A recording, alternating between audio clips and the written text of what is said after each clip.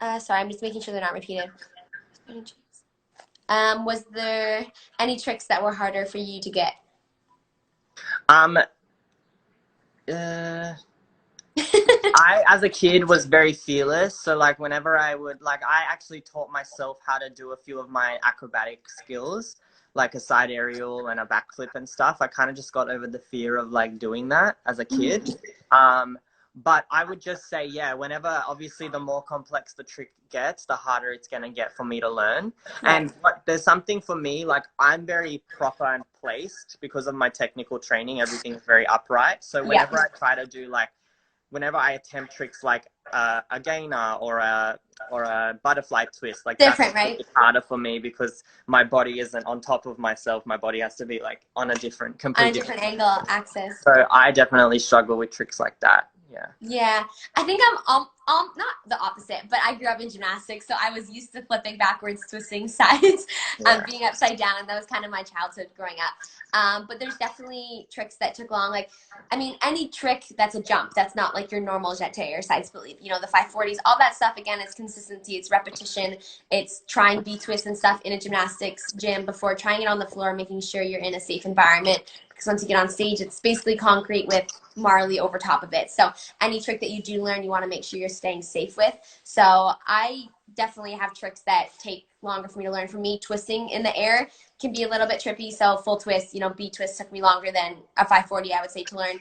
But again, trying those, I would try them into the foam pit at a gymnastics club to make sure that I feel what it's supposed to feel like in the air, and then if I fall on the landing, I don't hurt myself. And then as I get more comfortable, I can lead it up to different mats, floors, all that kind of stuff. But definitely there's harder tricks than others. And again, it's consistency. Once your muscle memory kind of kicks in for that trick, then kind of sticks with you for a bit, Right. I would say.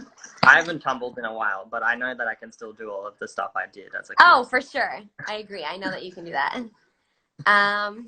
Sorry, I'm just scrolling down. Sorry, I look like a mess because I just taught a class and I'm sweating. That's okay. I look crazy too. No, you look. Are there Are there any other styles that you would try? Honestly, I grew up at a dance studio that trains in most styles of dance, musical theater included. So I basically kind of grew up in an environment where we were told you have to be a versatile dancer and if you want to book work as a dancer, because if you limit yourself to the one style, then you're limiting yourself to the one job. And guess what? As a dancer, the jobs are slightly limited already. So you want to be able to do more things in order to give yourself more opportunities, basically. But what styles I've always loved is definitely like ballroom and stuff like that. And I don't have any training in those areas. But when I was on So You Think You Can Dance, I actually had to do ballroom as a genre. And Cool. I faked it till I made it, basically. And I actually really enjoyed it. And that's something I would probably look into, like learning and trying again, for sure. Yeah, for sure. I think What I'd say about the you? same. I think I love watching ballroom. It's so challenging, but it's so beautiful in its own, Yeah. I can see you being genre. a ballroom dancer. Yeah, and I guess kind of like you, I grew up doing all genres of dance except for, quick step ballroom, that kind of side of the dance industry. But if I were to learn and pick up any dance style right now, I would love to do like the ballroom, Latin swing, like all that kind of stuff. I think would be so fun. I would love Yeah, it. I agree. It's really fun from what I've like done with it so Oh, far. for sure. Okay. When did you start dancing? I started dancing when I was probably formally started training when I was probably 10 years Cool. old. I What was about 7. you? 7. 7. 7. That's my lucky number. Really? Yeah. Oh my gosh. What's your favorite but scariest trick that you've done or that you do? Definitely my back handspring twist into a pike. Is your dive roll not scary? I feel like my neck and my back would slice down on that floor like Yeah, actually, the dive roll is probably the scariest. Yeah. But once I like have adrenaline and I do it, like You I don't feel it. actually don't feel a thing when I do it. I get But you. I've definitely like broken my tailbone from it before. Like, Oh my not God. broken, but like definitely have like crushed my tailbone before because I sometimes I over rotate and my back is like the first thing to hit the floor. That is so So funny. that's one trick I've injured myself a lot on. Yeah. But now that I'm super comfortable with it, it's not as bad. But it's still something I get scared to do. Like if someone says, "Hey, can you do a dive roll?" and it's in rehearsal, You're I'm like, always like, "I'll just wait till the stage. Like I'm not gonna do it so now." the adrenaline's kicked in. Yeah. I What feel like that'd about be you? the same. My favorite but scariest.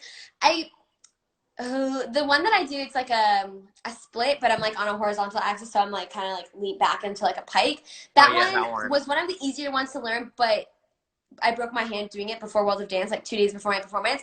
It's the scariest in the way that you're so horizontally that if you do miss your feet, you're Your hands are the basically first going thing to down. touch Yeah, the floor. Yeah, your that's whole body weight is crushing for me my hand, but depending on how you land. yeah. But I mean, any trick can be scary, especially as you have adrenaline, and you have height. Mm. Anything can happen with that, especially with adrenaline and in rehearsals. It's not, the exact same. Obviously, you just have that much more energy Yeah. with those tricks on stage. So, I mean, a lot of the tricks that I think both of us do are scary, but then again, you have to get over that fear and just kind of conquer it and just be spatially aware as a Yeah. smart dancer. Yeah. Let's see. Someone What's your said they big? couldn't see my face, but hopefully they can see my face now. I can What's see. your biggest tip for a 540? Oh, I think honestly it's mental because people think like what's common is to jump off one leg and then land on the other. But for a 540, you're jumping off one leg and you're landing on the same leg. You're You're landing skipping off, it. yeah, you're skipping. So it's like you're creating a hurdle out of your own leg Right. to jump over it with your other leg. But the biggest tip for me as well is the more horizontal you are, the easier that hurdle is going to be. If you're upright So and hard. let's say you're not very flexible, because you can actually do it at 540 if you're not crazy flexible, you can attempt to do one for sure. But if your body is upright and not that flexible, your leg isn't going to get close enough up high enough for you to hurdle over it. Yeah. So the further away your body is from your leg that's supposed to wipe over, Okay. is yeah, the better. And just I would say practice doing barrel jumps. So barrel jumps are like the horizontal kind of, and Yeah. 1, 2, and 3. Yeah, you want to practice those, and that's kind of the rhythm you want to have when you do a 540. Totally. Yeah, I think same for me. It's scariest because you have to lift your focus up and lean your chest back. But the more you do get comfortable with that and you get over that fear of doing the 540, it becomes so much easier. I think keeping your body down on the prep and just keeping it on that horizontal axis is what honestly helps keep it easy almost, even though it's not. Yeah. If you know what I mean. Yeah. I would say that, and then just making sure that your hips are twisting fast because it's how fast you rotate with your hips to get that second leg over. Yeah. And keeping your body and your focus front. A lot of people kind of think it's a tour in the way that you're following your focus with where you're turning, but it is keeping your focus and your body and chest front and just letting your hips and your legs do the work. Right. I would say. Yeah. Let's see. Let me see. Sorry, there's some of the same ones. No, it's okay. Advice on being a powerful dancer and having confidence. My advice is I would just say like work on the qualities that you like about what you like about yourself and like conquer them and use that as your confidence basically, because like you need to play on your strengths. That's the only way you're gonna become confident is if you play on your strengths. If you're playing on like other things that like create doubt in your mind, then you're not gonna conquer that confidence. So you really want to play on your strengths and you want to find what those strengths are and then make them even stronger so that you feel like you can do basically anything really. So yeah, and being a powerful dancer, it just comes with honestly researching and watching other people that you admire and like seeing how they dance and adapting to, if you see something and you like it, like there's nothing wrong with trying to do it like the way you see it. But obviously that's when your strengths have to come into the equation, where which is what makes it personal, because you never want to be a copycat. You want to be able to have your own unique thing. But it's technically not copying if you see something that you like and you try to do it, but just obviously do it in your own little way. Yeah, I think kind of like Michael was saying, you really have to play off of your strengths as a dancer. And of course, you train, obviously, in styles, and your technique is similar growing up to, you know, your whole class. But I think as you grow up, it's important to kind of find your niche, like find where you separate yourself.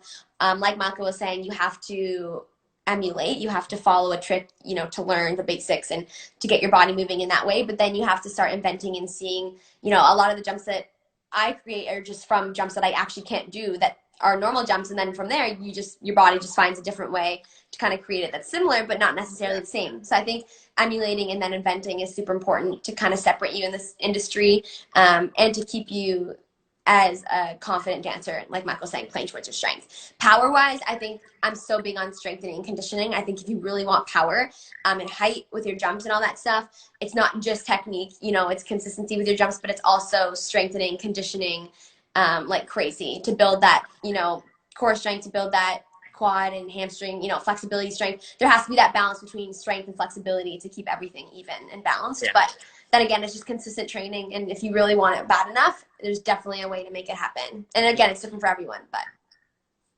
yeah, you're right. You're right. You're right. Okay.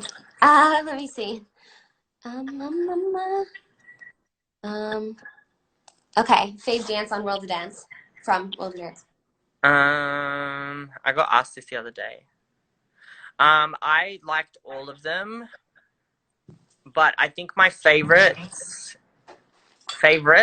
Can we do favorites, or should we just do one? My favorites was my qualifier, which was Mercy, and then my divisional final, which was the ninja one. I like that. I like the ninja one. This is dope. You could probably do the ninja one. No. Oh my gosh. We'll go back on World of Dance and we'll do a male female ninja. What about you? I loved Ashes. I think I really connected to Ashes the most emotionally. But I also loved the boxed one. It was really challenging for me. Kind of was everything that I love to be as a dancer, I guess, myself. Like, I love my gymnastics. I love the power. I love the jazz. So I think it was just a really great, it was the perfect style for me. Exactly just what I love. I think those were my favorites from you too. And Ashes, I just like really connected to and really enjoyed performing without having to just think about steps. It was more just like connect. Yeah, you could tell. But I loved all of them. Like Redemption and all of them were really fun too. But no, you did so amazing on every round. Oh gosh, no, you did. You did. Imagine we were versing each other. That would not be fun. I don't want to ever verse you. Oh my God, stop. I don't want to verse you. Sorry, I'm just kind of... I have a question. Who would win in the duels between BRIAR and Michael? Oh my gosh. Oh my God, I don't even know. Or if we were in the finale, like two soloists. Yeah, could you imagine? Okay. I don't know if I would hate you. I'd probably hate you. I would just be like, oh my God, here we go. I love you, but I don't know what we have to do. Just dance. What is your daily schedule while in a quarantine? In a quarantine. Oh my God. In quarantine. Jeez Louise. Wake up, then figure out what I'm going to do. I don't really plan the day before. Sometimes I do. But usually I wake up, I have breakfast, and then I'll do a little bit of a workout probably. I'll go to the park. I live right near a park, so I'll go out because it's nice weather here. And then I have the rest of the night, the rest of the kind of afternoon and night to like chill and do some things, maybe work on a few things. Like most recently I came out with tutorials, and so I've been building a website and all of that. So I was working on a project for that. Building that took a while, so a lot of my start of my quarantine was pretty much that. Right. And yeah, that's pretty much it. Obviously, being at home, I've been cooking a lot and baking and stuff like that, and I enjoy doing that as well in my spare time because I have that right now. And that's pretty much what my quarantine schedule has been.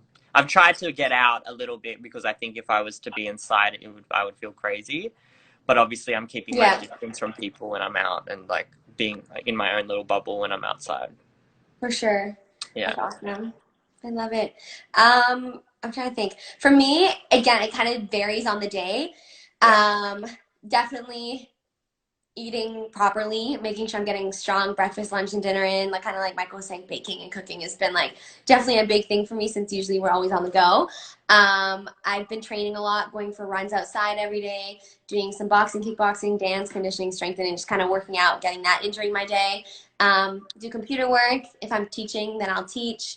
Spending time with my family. It does kind of depend on the day and what I have going on. A lot of meetings and during Zoom and all that kind of stuff. So yeah, I think it kind of just depends on the day. Just kind of taking it day by day. That's for sure. Yeah. Agreed. Let's see what else we got.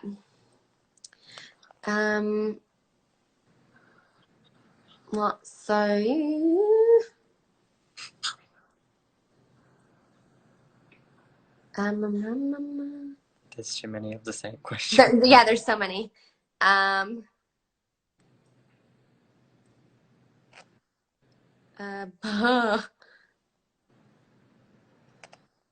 all about World of Dance. Like, how does it feel to perform on World of Dance? Yeah.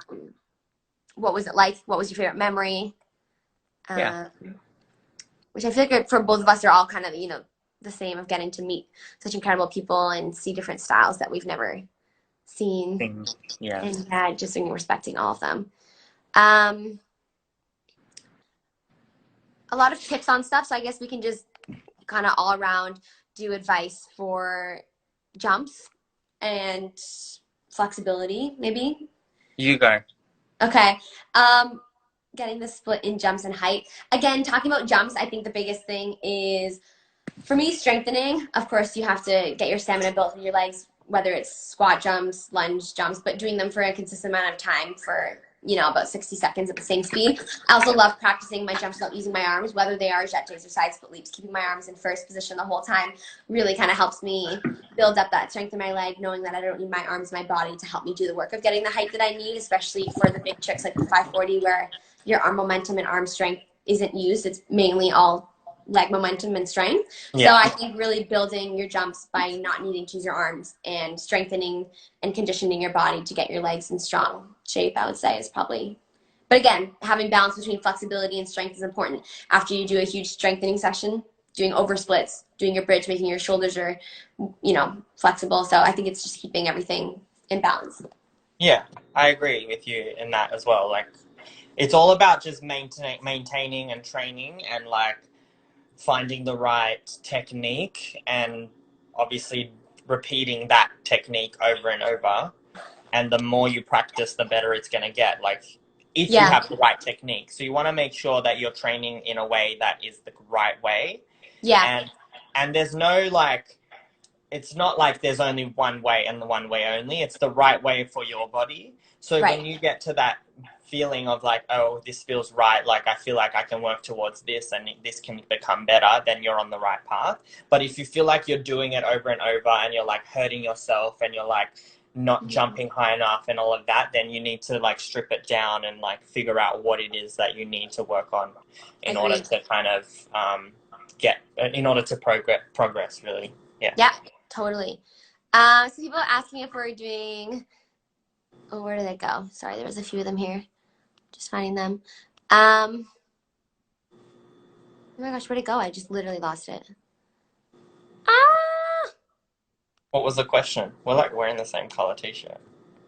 Oh my god, beige. I messaged Michael last night. I was like, I'm gonna do a slow one. He's like, oh my god, stop, I'm doing a slow one too. But I ended up changing mine.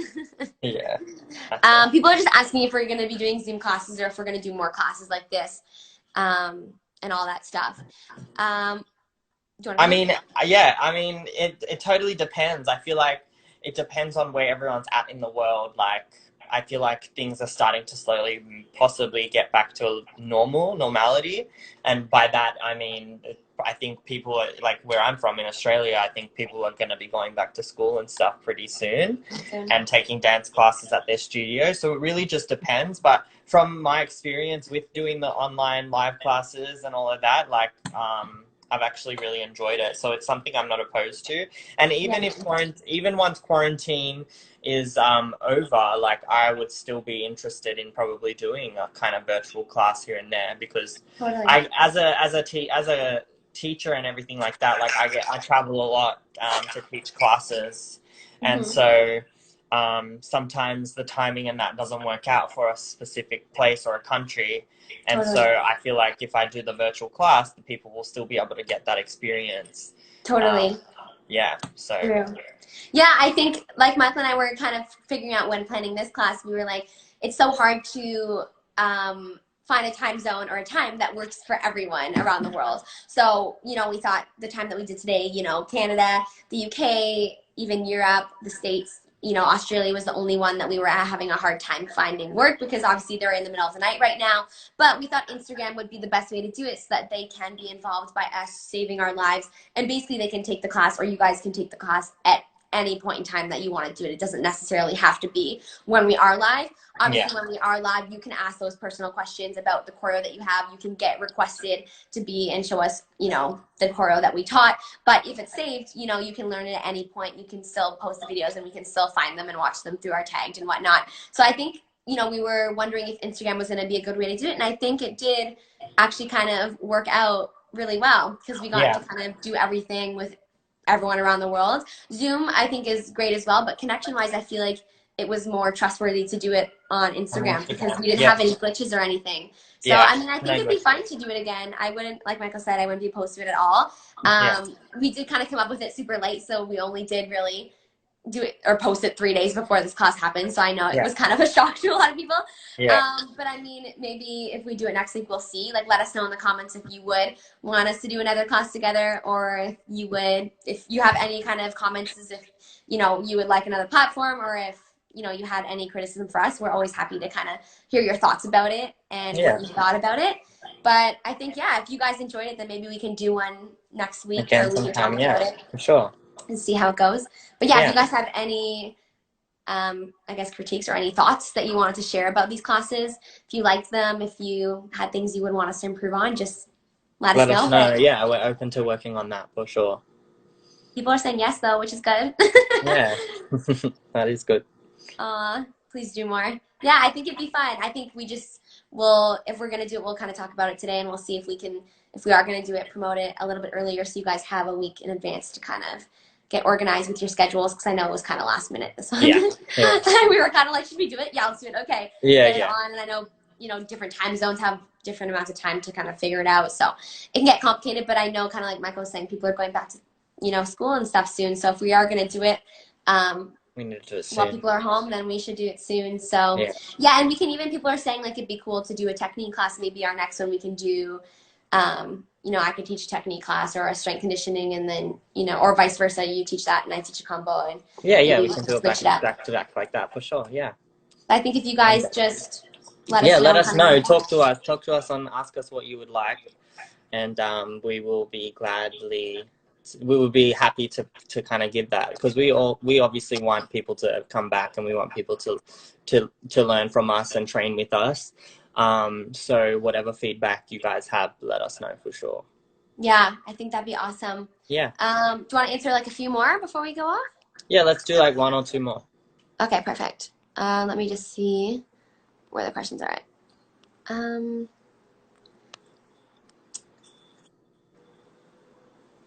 How long have we been friends for? I think we actually, well, obviously I knew of you before, but I think the first time I met you was the World of Dance finale for my season, because you were performing. That's where we met.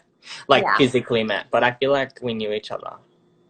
We knew of each other. We were definitely following each other through the times before, but like the first time we actually met was definitely we met on season 3, and then when was our first video that we did?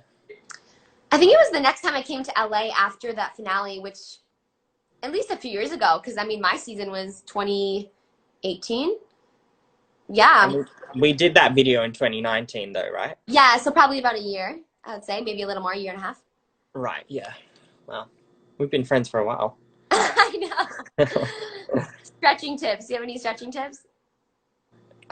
You're the flexible one. You can. Honestly, it's hard, especially as we grow older and our bodies are changing and we're getting taller, or like everything is adjusting. So you have to really keep up with flexibility. I think that's the biggest thing that I've learned growing up through dance and gymnastics is you're never just, once you get a left split, you're not just guaranteed to have it for the rest of your life. I do over splits every single day because with the amount of strengthening I do, I have to keep my flexibility maintained. And so I think over splits, bridges for your shoulders, because I have really tight shoulders. So again, I think it varies on the person, but definitely splits and over splits, holding them for longer than 30 seconds. You have to be able to kind of subside that pain for at least a minute to really get that stretch. But any type of stretching is good. Stretching your hamstrings, your quads, your splits, your bridges. Like, I think just maintaining it, and it takes like 5 minutes to do, whatever it is, stretches to do. I do 1 minute of over splits on each side. Yeah, stretching, you need patience, that's for sure. Because you can't just like hit a lunge and then hit another lunge. Like you need to like and then you're done. You need to hold your stretches so your body can like adjust to the position it's in. And that's one thing like it teaches you patience for sure. And I think this kind of goes with it. Well, I'll end it off with this question: is how much patience is important to become what you want to be or who you want to be as a dancer? It takes a lot of patience.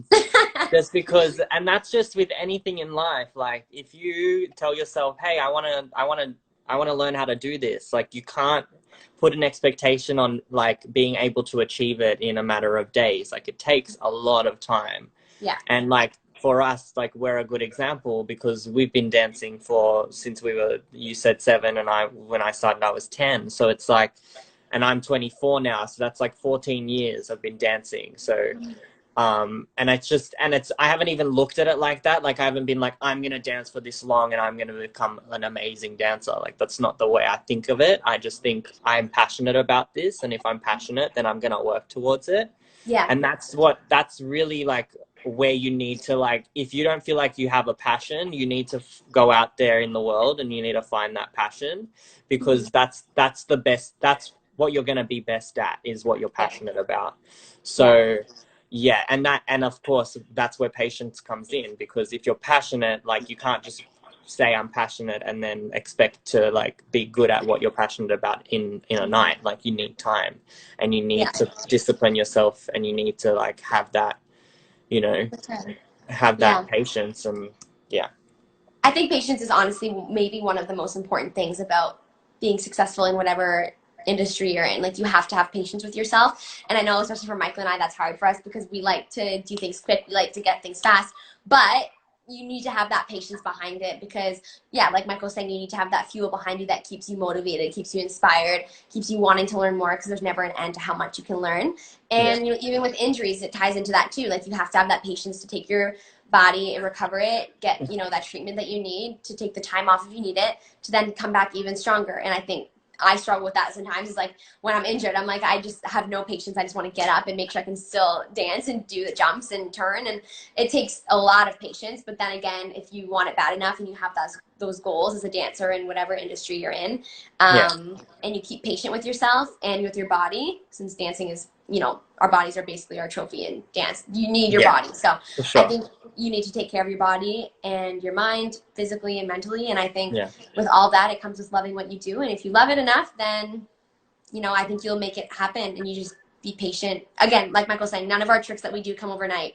It literally takes years of consistency and practice. But you also have to know when to stop. If you're doing 540s for 3 hours a day, your body's exhausted. You need to, take a second, regroup, figure out, watch a video, watch it in slow-mo, see what you need to work on, and then come back the next day or a few days later, stronger and ready to try it again. Don't push yourself to hurt yourself, if that makes sense. You don't need to do it 500,000 times. Nothing purposely want to hurt yourself when you're trying it, but be patient with your body. Give yourself the love that it needs, the care, eat well. And the cool thing about it is, like, once you get something that you're working towards, like, you've gotten it. Like, once you cross that line of getting it, you get it. And then it basically, from then on out, all you do from there is get better at it. Like, you're not going to get worse at it, because it's like, for us, like, with my tricks and all of that, like, obviously the process of learning them was where the frustration comes into play, because it's like, I'm not getting it straight away, you know?